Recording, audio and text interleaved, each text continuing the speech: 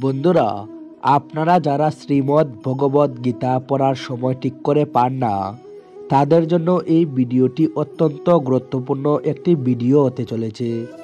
কারণ এই ভিডিওতে আমি শ্রীমদ্ ভগবদ গীতার 18টি অধ্যায়ের 18টি অত্যন্ত গুরুত্বপূর্ণ কথাকে তুলে ধরব, যেটা যদি আপনি প্রতিদিন শুনেন এবং জীবনে মেনে চলেন, তাহলে আপনার প্রত্যেক দিন ভগবান শ্রীকৃষ্ণের কৃপায় অত্যন্ত ভালো কাটবে এবং আপনি সকল সমস্যা ও বাধা বিপদকে পার করে জীবনে সুখ ও শান্তি লাভ করতে পারবেন এবং খারাপ সময়কে দূর করতে পারবেন। যখনই কোনো রকম সমস্যা হবে, যখনই মনে হবে যে আমি সঠিক সিদ্ধান্ত নিতে পারছি না, তখনই ভগবান শ্রীকৃষ্ণের বলা এই 18টি মূল্যবান কথা আপনাকে সেই সব সমস্যা থেকে বের করার বা সঠিক সিদ্ধান্ত নেওয়ার শক্তি আপনাকে দেবে এবং আপনার মনকে সবসময় শান্ত রাখতে সাহায্য করবে। বন্ধুরা, ভগবান শ্রীকৃষ্ণ বলেন যে সংসারে জীবন কাটানোর দুটি রাস্তা আছে। এক হলো জ্ঞানের মার্গ, আরেকটি হলো সাংসারিক লোভ ও লালসার মার্গ। প্রত্যেকটা মানুষ নিজের মনের দাস হয়। আমাদের মন যেমন যেমন মার্গ দেখায়, আমরা সেই পথেই চলি। তাই নিজের মনকে যদি আমরা নিয়ন্ত্রণে রাখতে পারি, তাহলে আমরা দুঃখ, কষ্ট, সমস্যা ও নিরাশা থেকে খুব সহজেই বের হতে পারবো। এবং এই মনকে সবসময় নিজের নিয়ন্ত্রণে রাখার সবচেয়ে ভালো পথ হলো ভগবান শ্রীকৃষ্ণের বলা শ্রীমদ্ ভগবদ গীতার জ্ঞান। তাই আজকের এই ভিডিওতে যে 18টি মূল্যবান কথা বলতে চলেছি, সেটি আপনারা কিছুদিন নিজের জীবনে মেনে দেখুন। দেখবেন প্রত্যেকটা জিনিস সুন্দর হতে শুরু করেছে এবং সব সমস্যা আপনার থেকে দূরে পালাতে শুরু করেছে। আপনি নিজের মধ্যে অপার শক্তি অনুভব করতে পারবেন এবং বুঝতে পারবেন যে ভগবান শ্রীকৃষ্ণ সত্যিই আপনার উপরে অশেষ কৃপা করেছেন। এবার চলুন দেরি না করে জেনে নেওয়া যাক যে ভগবদ গীতার 18টি অত্যন্ত গুরুত্বপূর্ণ কথা কি কি। ভিডিওটি দেখে যদি ভালো লেগে থাকে, তাহলে অবশ্যই একটি লাইক করবেন এবং সবাইকে শেয়ার করবেন, যাতে তারাও ভিডিওটি দেখে উপকৃত হয়। এবার এক এক করে এক মনে শুনুন। নম্বর 1, অন্যরা কে কেমন সেটা ভেবে সময় নষ্ট করার থেকে ভালো নিজের কাজ ঠিকমতো মন দিয়ে করা। কারণ শ্রীকৃষ্ণ আপনার করা কর্মকে দেখবে এবং কর্মের উপরেই নির্ভর করে আপনার উপরে কৃপা বর্ষণ করবে। কে কি করছে না ভেবে আমাদের নিজেদের কাজকে কিভাবে আরো ভালো করব, সেই দিকে মন দেওয়া উচিত। কারণ অন্যরা যে কাজ করছে সেটা হলো তাদের কর্ম, আর সেই কর্মের পাপ পুণ্যের বিচারের অধিকার একমাত্র ভগবানের, আমাদের নয়। তাই আমাদের নিজেদের কর্মের উপরে নজর দেওয়া উচিত এবং আরো ভালো করে নিজের কর্ম করা উচিত। কারণ আমাদের কর্মের বিচার স্বয়ং ভগবান শ্রীকৃষ্ণ করবেন। নরকে যাওয়ার দ্বার হলো 3টি: লোভ, রাগ এবং অহংকার।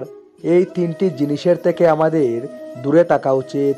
আর এগুলোর থেকে দূরে থাকার সবচেয়ে ভালো উপায় হচ্ছে প্রতিদিন শ্রীকৃষ্ণকে মনে মনে স্মরণ করা আর তার বলা বাণী শোনা। কি হয়েছিল, কি হচ্ছে এবং কি হবে, আপনি কখনো পিছনে ফেলে আসা অতীতকে ঠিক করতে পারবেন না, আর না আপনি সামনে আসা ভবিষ্যৎকে দেখতে পারবেন। আপনি কেবল চিন্তাই করতে পারবেন। তাই বর্তমানে কি করছি সেই দিকেই মন দেওয়া উচিত এবং বর্তমানকে আমাদের সেই দিকেই সুন্দরভাবে কাটানো উচিত। কারণ আপনি বর্তমানে কাজ ভালো করলে সেই কাজ শ্রীকৃষ্ণ পছন্দ করবেন এবং শ্রীকৃষ্ণ পছন্দ করলে আপনার উপরে তার ভালোবাসা বর্ষণ করবেন। মানুষ নিজেকে তৈরি করে নিজের বিশ্বাসের দ্বারা। যদি নিজেকে বিশ্বাস করতে পারে, তাহলে মানুষ সব করতে পারে। নিজেকে বিশ্বাস অর্থ নিজের ভিতরে থাকা, সেই পরমাত্মা ভগবান শ্রীকৃষ্ণকে বিশ্বাস। আর যে ভগবান শ্রীকৃষ্ণকে বিশ্বাস করে, সে নিজেকেও বিশ্বাস করতে পারে। যা আপনার জীবনে হচ্ছে, আপনি সেটাকে বদলাতে পারবেন না। জীবন আর মৃত্যুর মধ্যে যে অন্তর আছে, সেটা পরিবর্তন করা সম্ভব নয়। তাই শ্রীকৃষ্ণের চরণে সমর্পণ করে জীবনকে অতিবাহিত করাই হচ্ছে বুদ্ধিমানের কাজ। কারণ শ্রীকৃষ্ণের চরণে সমর্পণ করলে আর কোনো সমস্যাই বড় বলে মনে হয় না এবং সব সমস্যা থেকে বেরোনোর শক্তিও পাওয়া যায়। আমাদের মন কতটা ছোট বা বড় তার উপরেই নির্ভর করে আমাদের মনে বিচার উৎপন্ন হয়। মনে কী ধরনের বিচার উৎপন্ন হচ্ছে তার উপরে নির্ভর করেই আমরা কর্ম করি এবং এই কর্মের উপরেই পাপ পুণ্য সুখ দুঃখ নির্ভর করে। তাই নিজের মনকে ও নিজের সকল কর্মকে শ্রীকৃষ্ণের চরণে সমর্পণ করে চিন্তামুক্ত হয়ে যেতে হবে। কারণ পালনকর্তা আপনার সাথে থাকলে আপনার আবার চিন্তা কিসের? কর্ম করো কিন্তু ফলের চিন্তা করো না, কারণ নিষ্কাম কর্ম সর্বদা ভালো ফলই প্রদান করে। আমাদের ফলের উপরে কোনো হাত নেই, তাই কি ফল হবে সেটা নিয়ে ভেবেও লাভ নেই। আমাদের শুধু নিজের কাজটা নিষ্ঠার সাথে ভগবান শ্রীকৃষ্ণের উপরে ভরসা রেখে করে যেতে হবে। ভগবানের উপরে ভরসা রাখলে তার ফলাফল অবশ্যই ভালো হবে। এই শরীর আপনার নয়, না আপনি এই শরীর, অর্থাৎ শরীর এই পঞ্চতত্ত্বের সৃষ্টি এবং পঞ্চতন্ত্রে একদিন মিশে যাবে। আপনি হলেন আত্মা, অর্থাৎ সেই ভগবান শ্রীকৃষ্ণের পরমাত্মার প্রকাশ রূপ, যার না জন্ম আছে না মৃত্যু আছে, শুধু শরীর পরিবর্তন করে এবং এক শরীর থেকে অন্য শরীরে প্রবেশ করে। তাই সব সময় চেষ্টা করা উচিত যে শ্রীকৃষ্ণের জপ ধ্যান প্রার্থনা করে কতক্ষণে এই জন্ম মৃত্যুর বন্ধন থেকে মুক্তি পেয়ে আবার পুনরায় সেই পরমাত্মায় বিলীন হয়ে যাবেন। আর এই বন্ধন থেকে মুক্তি পাওয়ার এই 4টি পথ আছে: জ্ঞান পথ, ভক্তি পথ, যুগের পথ ও নিষ্কাম কর্মের পথ। ক্রোধ হলো সকল সমস্যার মূল। এই মূল সর্বদা ঈর্ষা ও চিন্তায় পূর্ণ থাকে, যার ফলে আমাদের মনে নানান খারাপ চিন্তা আসে এবং আমাদের মনকে গ্রাস করে নেয়। আমরা শুধু তখনই শান্তি লাভ করতে পারি যখন আমরা আমাদের ক্রোধকে নিজেদের নিয়ন্ত্রণে রাখতে পারি। এই ক্রোধের জন্মই হয় আশা কামনা পূর্ণ না হলে। তাই কামনা বাসনা কম করতে হবে এবং যে শ্রীকৃষ্ণের স্মরণে যায় তার কামনা বাসনা নিজে থেকেই কমে যায় এবং তার জীবন থেকে ক্রোধও ধীরে ধীরে চলে যায়। নিজের কর্মের প্রতি সৎ থাকতে হবে এবং আমাদের সেই কাজই করা উচিত যে কাজ করতে আমাদের ভালো লাগে এবং যেই কাজে আমাদের মন বসে।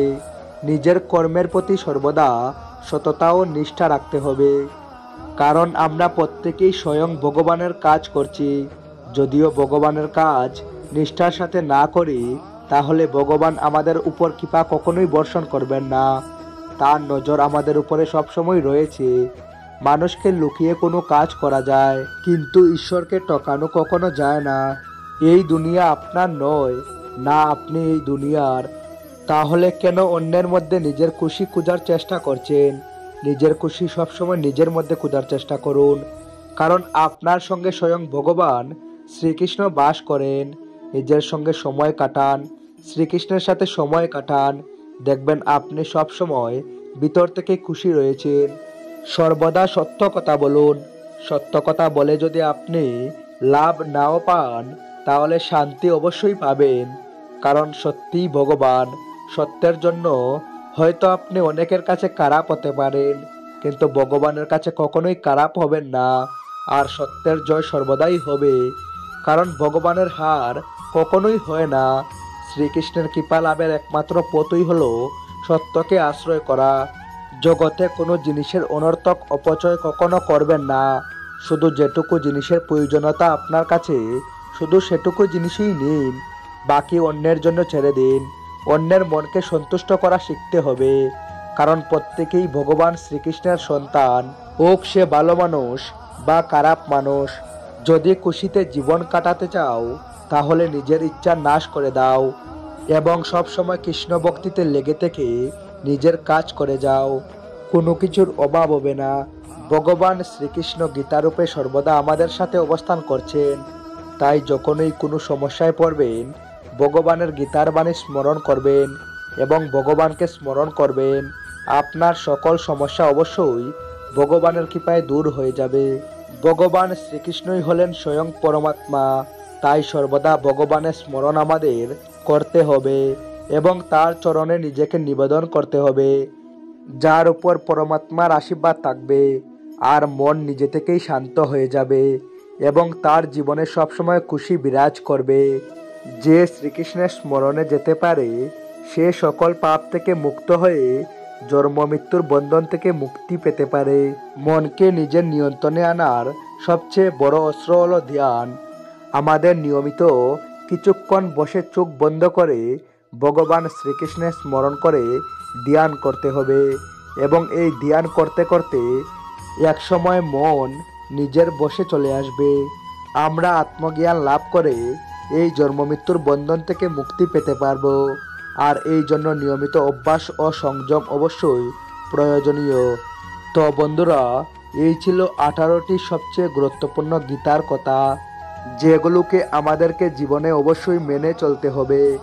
ভগবান শ্রীকৃষ্ণের বলা এই অত্যন্ত মূল্যবান কথাগুলো আমরা যদি জীবনে মেনে চলতে পারি, তাহলে আমাদের জীবনে কখনোই কোনো সমস্যা আসবে না, বা যদি সমস্যা আসেও সেই সমস্যাকে খুব সহজেই আমরা কাটিয়ে উঠতে পারবো এবং জীবনের সুখ শান্তি লাভ করতে পারবো।